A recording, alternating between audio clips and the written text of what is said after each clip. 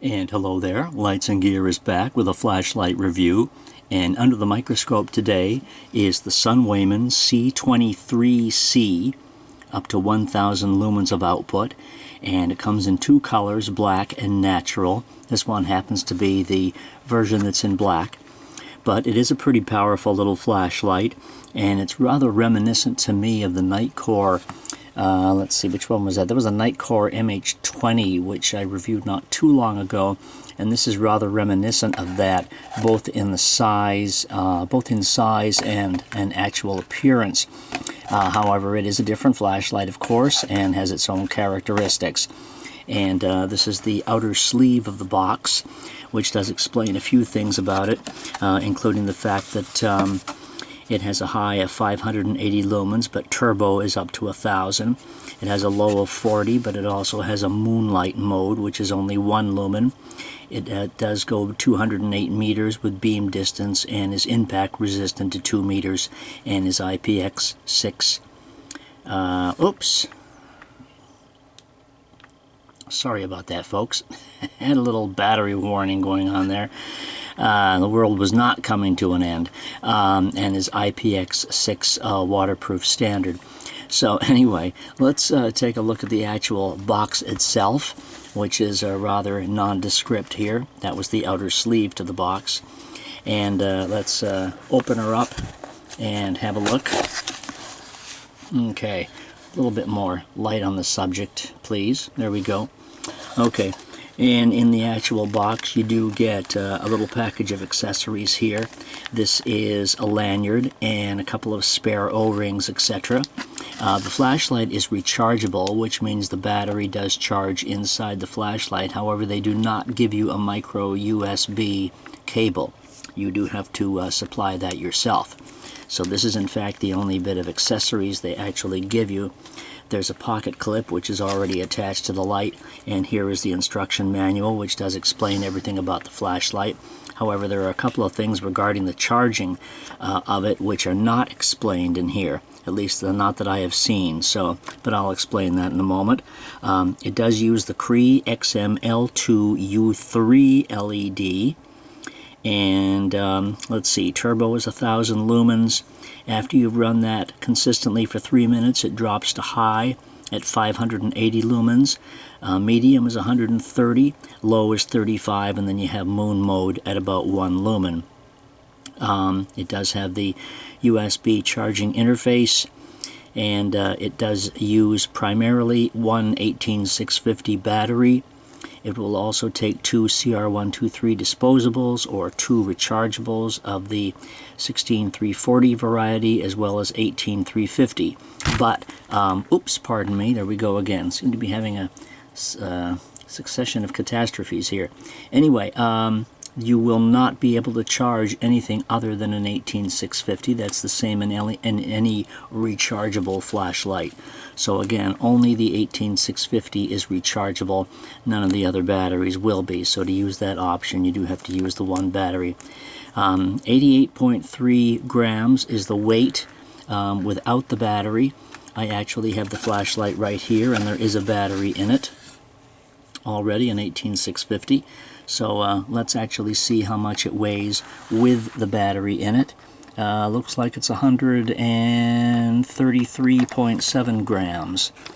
Yep, 133 grams, including the battery, which is usually around 45 grams or so. That's the actual weight with the battery in there. It's only a little over 4 inches long, about 4.5 inches, so it is a reasonably good size and obviously very good for pocket carry.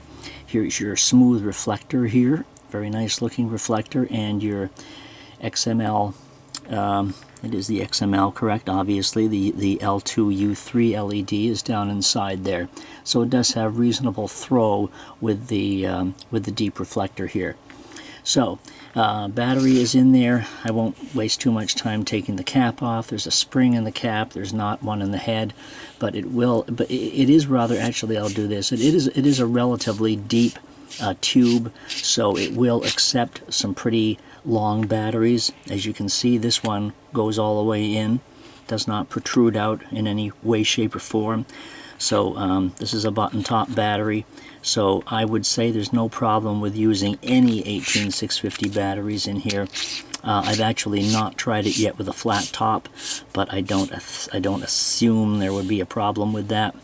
However, so anyway, let's go through the modes of the flashlight and get a better feel for it, and show you the charging function here in a second. I will give the switch a press, and as soon as I do so, it will be in turbo mode. It does say that that is the default when it first comes on, at least when a battery is inserted. So anyway, it does come on in turbo mode, and then when you start cycling, all you do is hit the button, and in that particular instance, of course, if I just give it one little click, it goes off. So anyway, back on again. If I hold it, it will then go down to the next mode. We are now in low mode, and I always hasten to say that the camera does add a little bit of extra light to my actual, to what I'm seeing in my eye view. So, you know, camera makes it look a tiny bit brighter sometimes than it is, especially in the lower modes. But if we can try to get a sense for it here, let me turn this other light off. Off, please. Okay, there we go. Alright, anyway, we're in low mode right now, and if I press and hold it again, I will go to medium mode. And then if I press and hold it again, I will go to the top mode. Now the instructions do say that it cycles through low, medium, and high, but I'm almost going to think that this is turbo mode, because there does not seem to be a way to get to turbo mode after it's in there initially when the battery is inserted. Because if I leave it on in this mode for more than 2 or 3 minutes, it does do a little quick jump down and does diminish slightly. So I'm going to say that diminish is going down to high. So what I have, you know, where it's been for the last 2 or 3 minutes, excuse me, is probably in turbo mode. So I think that's a reasonable assumption from the tests that I've done so far. Now if I want to get to a flashing mode, and it does have strobe, SOS, and a more or less of a sort of a location beacon. Let me just show you back over here. You can see in the room here, obviously we would need a much greater space for the beam to be able to travel further, but obviously you get a lot of light. So anyway, to get to one of the flashing modes, I double click it, and there is strobe. If I double click it again, it will go back to the regular mode, but from strobe, all I have to do is press and hold, and it will then advance to the next flashing mode, which is SOS, and then if I press and hold again, it will go into the location beacon mode, which is rather annoying, especially if you're sitting this close to it. So I will press and hold again, and, well, actually I just gave it a click, so I turned it off. Now if I want to go to moon mode from the off position, I press and hold it, and there we are in moon mode. And again, through the camera, this does look brighter than it does through my naked eyeball. But it's a very nice mode, obviously, to see around in the middle of the night, whereas you won't disturb your night vision or anybody near you, because it is a very low amount of light and perfect for maneuvering your way around in an extremely dark area, you know. So anyway, that's good for that. With 4 or 5 feet in front of you, you will see exactly what you need to see, and that is the moon mode. Now if I press and hold it from moon mode, I will get back to low again. So there are your basic functions as far as moon, low, medium, high, etc. Also the flashing modes.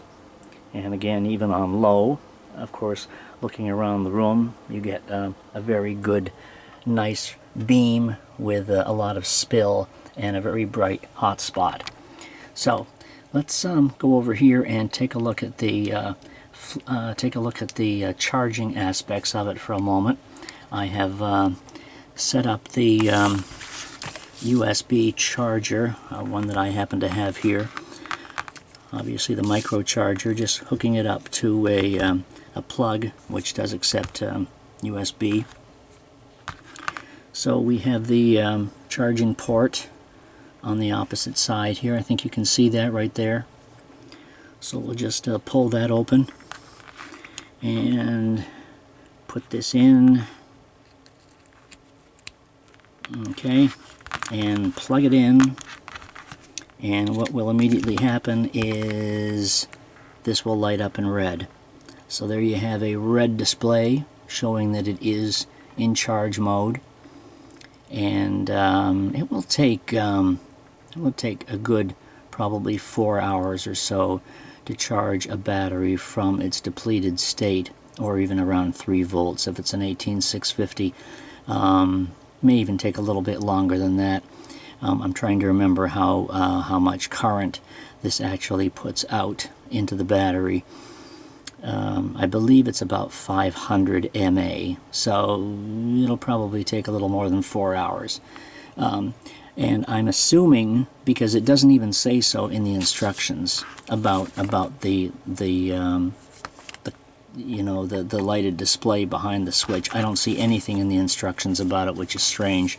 So I am going to assume that when this is finished, it turns to green, because I haven't had the light that long enough to run through this whole process yet.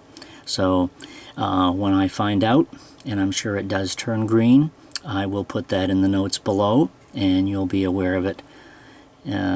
Anyway, you'll be aware of it at that time, but I'm sure it probably turns green when the charge is complete. So anyway, that's what happens when you put it into the charging mode. It's in there pretty tight too. Okay, there we go. So, bottom line, there you have the Sunwayman C23C. I think it is a very formidable light. It has some nice features on it, and would get you through just about any situation. Lightsandgear.com is the place to visit for flashlights, batteries, and chargers. I'll have my review up on this light there, as well as some outdoor beam shots, so you can check that out. And if you do like this video, hope you'll share it and come back for more, as I will have more product demonstrations in the near future from lightsandgear.com. So thank you very much for watching. Have a good night.